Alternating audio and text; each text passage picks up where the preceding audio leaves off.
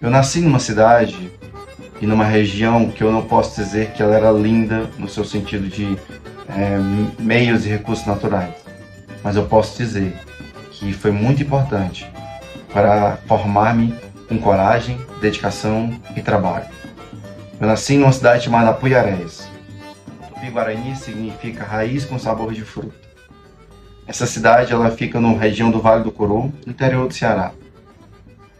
Eu passei minha infância lá, junto com a cidade de Caucaia, que posteriormente eu vou morar na minha adolescência, que era a cidade de origem do meu pai.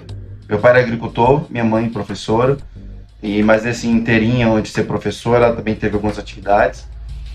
A limitação educacional, no sentido de acesso à educação, era muito grande, mas por conta da minha tia, da minha mãe, e depois de outra tia, eu tive sempre esse incentivo por parte delas. Eu comecei estudando numa escolinha que era organizada para poder ajudar as mães ali. Depois eu vou para uma escola municipal estadual, que era a única que tinha na cidade. E aí, posteriormente, mudo para uma nova escola que é construída. Na década de 90, a seca era muito terrível, afetava muito o estado do Ceará. E eu me lembro muito desses momentos assim da minha vida que eu enfrentei.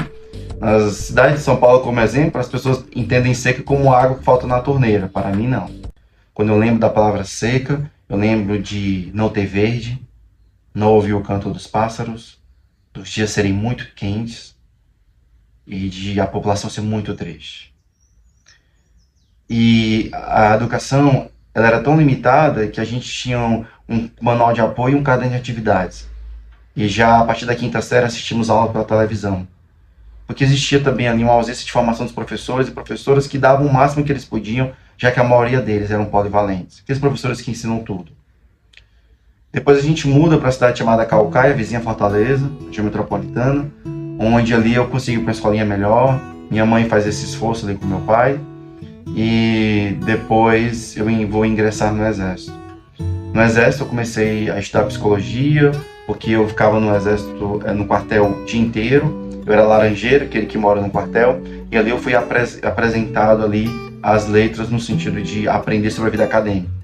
Porém, na minha vida de infanto-juvenil, eu fui muito incentivado à leitura, como eu falei. E aí a minha mãe era professora de uma escola, a qual eu li todos os livros da biblioteca de infanto-juvenil, todos. Eu lia um por noite. E aí nessa formação militar, eu fui tentando esse desejo por aprender mais, e acabei deixando o Exército para se dedicar à vida religiosa. E na teologia eu começo ali meu processo de estudo e dedicação na vida acadêmica. No meu último semestre de teologia eu inicio psicologia. Foi um período que eu estudava muito mesmo. E tem um fato assim que é muito marcante na minha vida, que as pessoas me chamavam de doido. Elas tinham sempre uma fala assim de louco e de preguiçoso. Porque eu estudava muito e fazia meus trabalhos, mas eles queriam que eu buscasse fazer outras atividades e eu entendo essas pessoas. E só que eu sonhava e acreditava nisso.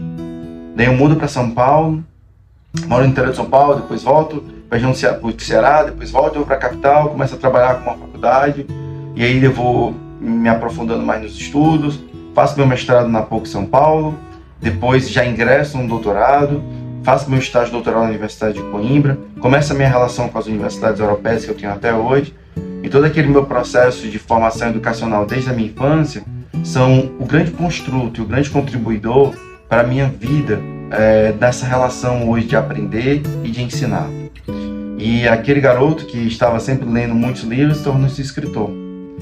E essa dedicação que eu tenho, que eu vivo até entre esses livros até hoje, eles são a grande potência, influenciado pela minha mãe e minhas tias, e por amigos e professores e professoras, que me fizeram tanto continuar sonhando, quando até muita gente não acreditava, e também continuar entendendo que eu poderia ir muito mais além daquilo que eu estava apenas pensando que eu ia realizar.